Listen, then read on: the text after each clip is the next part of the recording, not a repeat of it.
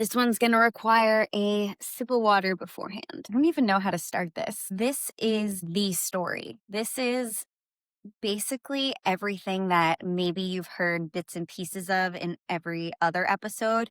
But I'm sure that people who know me, and maybe even people who don't, who have just known me through Instagram or social media, can tell that my lifestyle has changed. And before I get too far into this, I want to just say that anything that I'm saying right now is from my own perspective. There are two or three sides to every story. This is just based off of the facts and what I personally know. I also think it's important to say that I am extraordinarily grateful for everything I have. And I am very, very lucky and blessed, even though our lifestyle has drastically changed. Now that we're done with all of that, let's get into the story because that's really what you're here for. It's so funny because I did an Instagram poll and I was like, what episode do you guys want to see? And I knew that this was going to win. This is the juicy story. Like, this is the tea everybody wants to know.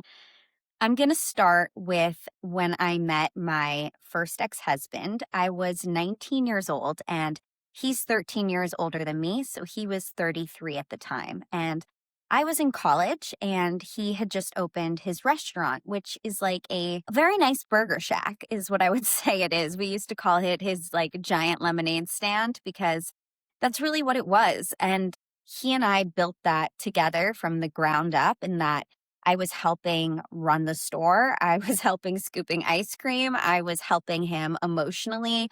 I was also helping quite physically in the restaurant, like doing renovations with him, painting things. This was really a dual effort. It was his thing, and I was pursuing my own career at the time in fashion.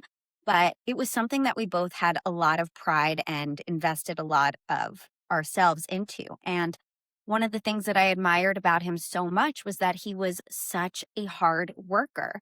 And I thought that that work ethic would carry through in everything and anything he did, because that's the man that I knew. That's the man that So, pretty quickly after we start dating, we decided to move in together. And mind you, he owns a burger restaurant and I am a college student. So we don't have much money at this point, but we're ready to take the next step in our relationship. And we get our first apartment. And it's expensive for us. It's exciting. I am newly 20 years old and I've never lived in an apartment with a guy before. And the fact that he was already providing financially, it gave me so much comfort knowing that this could potentially be my husband and that I would feel secure and safe and taken care of, and that my future children would be taken care of as well. The way he was taking care of us at the time was by being a really hard worker. I mean, the hours he worked in the restaurant were insane. If you or somebody you know has ever worked in the restaurant industry, you know that they are grueling hours and you're on your feet and it's dirty. This is like some hands-on work. And not only was he dealing with the food, but he was also dealing with the building itself. So there were times where you'd like find him on the roof covered in grease and all sorts of stuff. And it was hot. Like, I loved that. He was a working man who was providing for us as a soon to be new family. So that continued until we got married. When we got married, he inherited a lot of money and his grandmother had passed away and the money had been transferred to the next generation. My ex-husband became responsible for managing that money. And I was never privy to the amount that it was. I really wasn't allowed to see anything regarding the finances. He suddenly isolated himself in the garage and he started to build some sort of office in the garage. And anytime I walked in, if the screens were up, he would close them. And he said that it wasn't my right to know, his reasoning being that it wasn't my money. And that's true. But this became how we were supporting our family. And at the time, we had just had Jackson, my son, my first son, and Shay came immediately after. So things were starting to be important. At this point, we're making wills, we're making trusts. This seems to be a life changing amount of money. A good friend of ours becomes our financial advisor. And I still have no idea what the scope of this is, but I'm aware that my life is about to change. So, my ex husband wants to move to Miami, and at this point, we had recently purchased a house here in New York, but the trust had purchased the house, and I was completely okay with it. This man had been taking care of me for the last 5 years plus, and I had no reason not to trust him. You trust your husband, but at the same time, I also know that you're supposed to be a team. With my children and our entire income coming from this money, I felt like in order for me to be responsible and know what I could spend, couldn't spend, have an idea of how we were going to live, I needed to know what that number was, or I needed to be given some sort of budget. And that was never something that he was open to. Anytime I brought up money and asking, and I did very nicely, it was always a super dramatic response from him. So one day I am at our attorney's office by myself because I am signing papers to transfer accounts or something to Florida, where we are moving for tax purposes. Also, just a better life.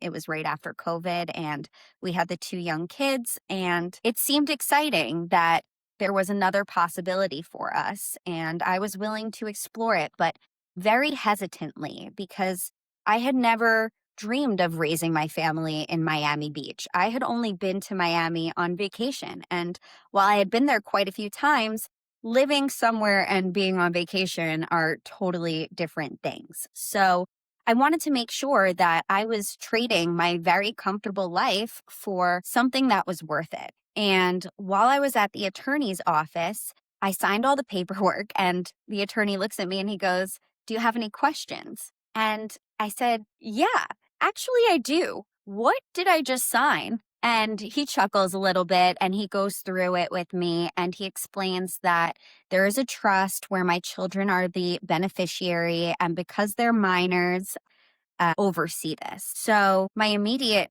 question is, well, what's in this trust? And he's like, "I'm not privy to tell you, but this is something that, your husband should tell you. It's not like a weird thing." And I said, "He won't." And he kind of looked at me like, that's strange because he knows my ex husband. And he goes, "Well, if he doesn't decide to share that with you, you do have the right to subpoena the court and see these records." And I was shocked. I didn't know that I had a legal right to this information. And I went home that day, and it happened to be our son's first birthday. It was our younger son's first birthday, his actual birthday. And side note, the entire first year of my son's life was really crazy with him being in the NICU and then on oxygen at home and having all of these health issues. So the fact that he had made it to his first birthday was really something to celebrate. It was a really special day. So I'm running home from the lawyer's office to get to the party at our house. Our entire family is there. And I call him very casually because it just didn't seem like a big deal. And I said, "Hey, like I just left our attorney's office and I didn't know that I had a legal right to this information. Like, would you just mind sharing it with me? Why would I have to go that far to find out something that you're just supposed to share with your wife?" And he got super defensive about that. He made a scene at the party and he stormed off, and I couldn't find him when the party was done.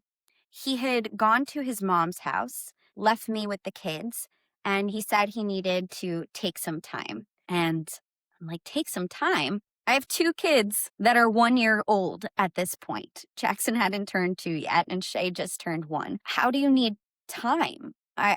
I'm just baffled, but okay. And you're going to hide out at your mom's house? It was very sad for me. And then what happened next was even worse. So he decided to go back to Miami without us again because he needed some time and some space. And I was just like, "Are you coming back to New York? Are we going to go to Miami? When are we going to see you again? Are we getting divorced?" Like, what is going on? I had access to the cameras at that time at the house in Miami, and I saw him with his friends, like they were drinking beers in the kitchen. And I was like, that's the kind of time and space you needed, you know? It was just really disappointing. After that, our marriage was really on the rocks. But let's talk about the move to Miami. So, my conditions for moving to Miami were that we were going to be living comfortably, and he pulled through. We were renting this house on the Venetian Islands, and it was beautiful. It was a dream come true. It had a pool. The islands themselves are man made and are surrounded by water, walking distance to my favorite places. It was just a beautiful place to be raising these two young children. There was a park really close by.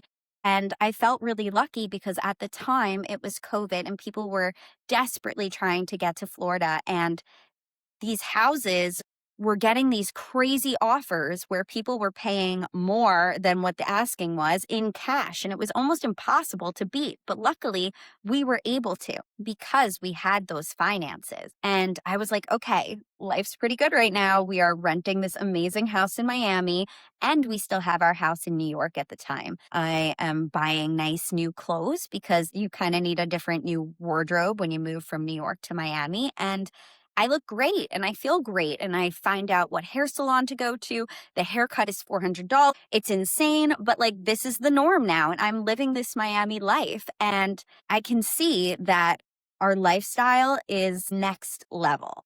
We joined this super exclusive members only club, and we're like one of the first members of this club. And there are so many things that are just a status symbol when you're living in Miami, and like belonging to a nice beach club is one of them.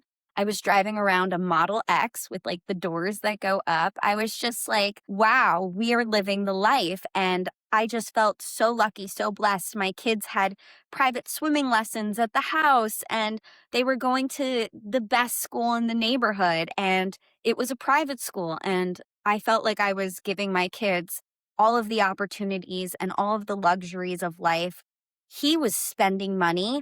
I always wanted the Cartier love bracelets, and it was something I always aspired to, but not something that like I ever thought was going to be attainable for me. And he bought all three colors for me. He bought the white gold, the yellow gold, the rose gold, and I was like, how lucky am I? These magical things are happening. We then buy this beautiful brand new house with herringbone floors and custom molding, the nicest appliances, an insane closet and bathroom that I got to design myself and was like my pride and joy for 2 minutes. And I really just couldn't believe how great our life was. I was spending money on skincare products and facials, and well, I was being told a little bit that like I needed to calm it down. Nothing was really an issue.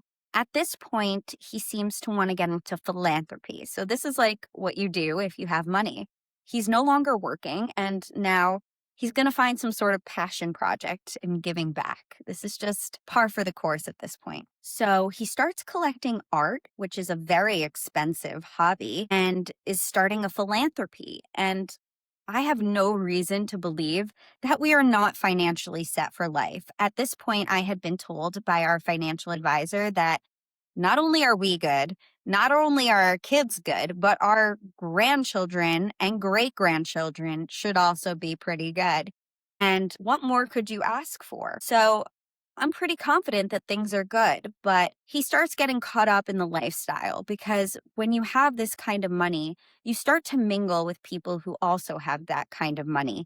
And making those connections is super important. And doing so in Miami puts you in some places that maybe you shouldn't be in. Like, it's way too easy to go to a club, a strip club, you're around drugs, a lot of alcohol, things that maybe as a parent of two kids that are 1 year old, you really shouldn't be doing. And me being the mom, I didn't feel comfortable doing those things. I wanted to be home with my kids, and he didn't really like that I wasn't going out with him. And that also pulled us apart. So our marriage is crumbling, but financially we're doing great. And we decide to get divorced. So we're getting divorced, and I want to make this as painless as possible for both of us. I never married him for money. Remember, he owned a burger shack, and I had no intention of divorcing him for money because I knew everything was in trust and tucked away, and I never had access to it, but I was always taken care of, and our kids were always taken care of. And while I might be trading for a less luxurious life, I knew that it was still going to be totally fine. This man had never not taken care of us, and I had no reason to believe that he would do anything differently. So we get divorced, and I'm not entitled to much at all because he doesn't have an income. Everything is in trust, and it was a short term marriage. So the only thing that I'm really entitled to is child support. And that number is based off of your income. And because he didn't have an income, there needed to be some sort of like financial investigation for them to go off of something.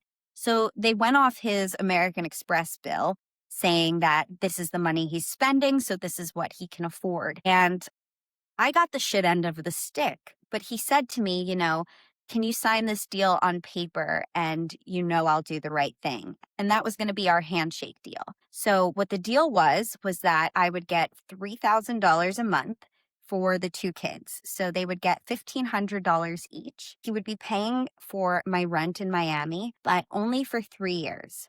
I never thought that he would ever be okay with us moving away from him. We had 50-50 custody. So I was able to put a roof over my head and the children's head. They were going to a good school still. And while $3,000 a month is not a lot of money to be raising a family in any sort of lifestyle like we were used to, I made it work. Fast forward to when the 3-year deal is expiring, and I kid you not, a month before, I'm still unsure of if my lease is going to be renewed because at this point, he's telling me he's broke. And I have a really hard time believing that because there were all of these systems in place, and it was an exorbitant amount of money from what I heard. And I just didn't understand how that was possible. He still lived in the house that we purchased, and he was still driving the car, and he was still collecting art. And I really didn't believe him. I was just like, how are you not being honest with me still about your financial situation? I couldn't afford the rent in Miami on my own. So when that 3-year deal expired, all I was receiving was $3,000 a month for the two kids. And that's not enough to put a roof over our head. So how do I raise the children on $3,000 a month, you might ask, is tough. The truth of the matter is that I've been supporting the kids for the last year and myself, and trying to provide a comfortable lifestyle for us all by selling everything I own. And when I say everything I own, I mean all of the luxury pieces that I've accumulated over the years. So handbags, jewelry, clothes, shoes, things like that, that I can sell to the real.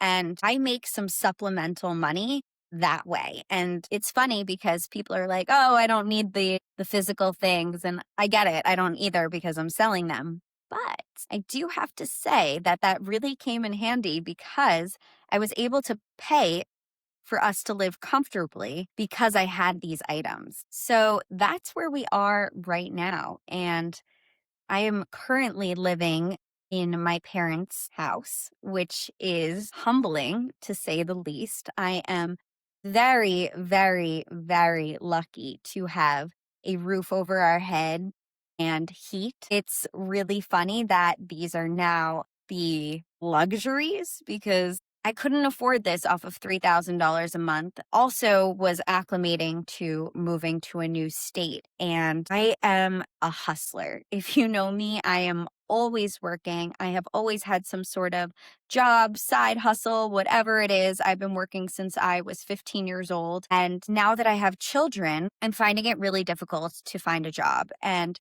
I'm not complaining. I know people are in much harder situations than I am, but I feel like my children really need me, and I don't feel like I have enough physical support to be able to lean on somebody, nor do I have the financial ability to hire somebody to help watch my kids so that I can pursue some sort of career. There are just so many obstacles right now. The kids get sick almost every week, and there are vacations, and I'm only available during school hours because nobody else is home with the kids. And my kids are also acclimating to a new life where their dad is living in a different state, and they're also really depending on me right now. And I want to be there for them. I think that that's the most important thing right now, is that they have me, they feel my love, and I'm there for them when they're sick, when they need to be picked up from school early, when they have to go to the doctor, the dentist. I'm able to take them to these things, and I'm able to comfort them. And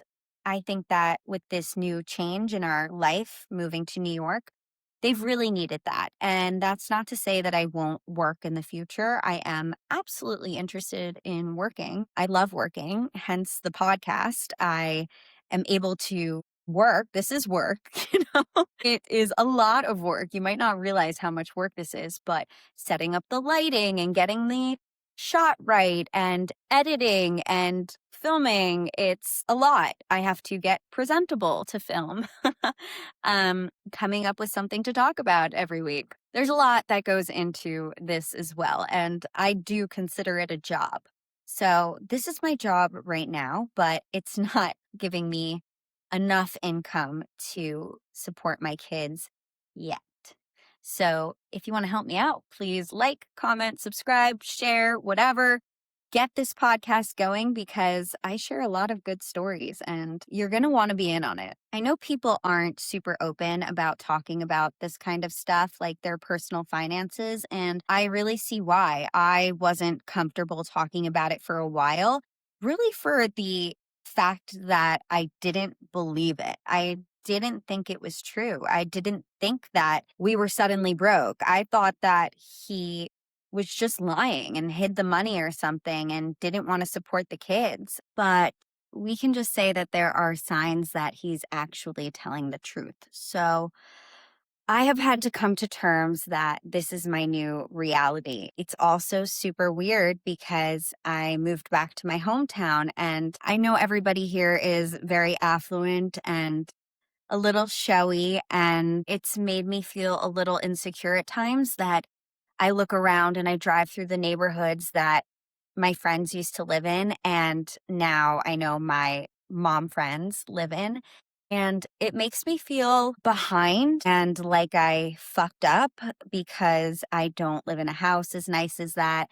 I don't drive a car as nice as they do. And I know these things are very superficial, but it's strange when your lifestyle changes so dramatically and so many times. I mean, I have gone from feeling like, and I'm pretty sure I was very wealthy, and now I I live off of $3,000 a month and I am selling everything I own. There's definitely a big change there, and I think that it's okay for me to feel the way that I feel.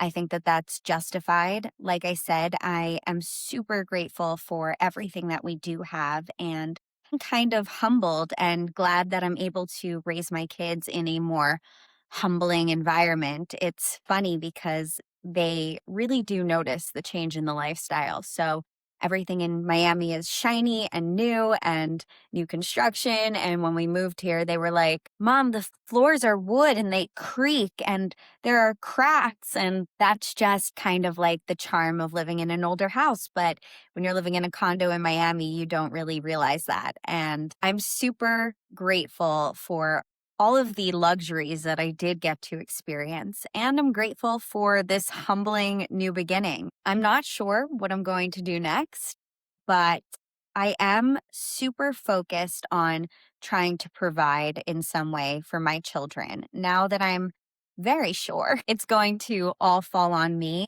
it's everything to provide them that the life that they deserve. And also to give them the mom that they deserve. So I'm trying to find some sort of balance between being able to provide for them and also physically being there for them. And I'm sure there are a lot of people that can relate to that. So that pretty much sums up my financial story. How I started off, from nothing, flipping burgers with my ex husband, to having an exponential amount of money and living this crazy lifestyle, and then being humbled by losing it all and starting over. And life is a crazy ride. So, yeah, that's the story. Thank you guys so much for watching. This is Young Han Divorced. I'm Tori, and I will catch you next week. Bye.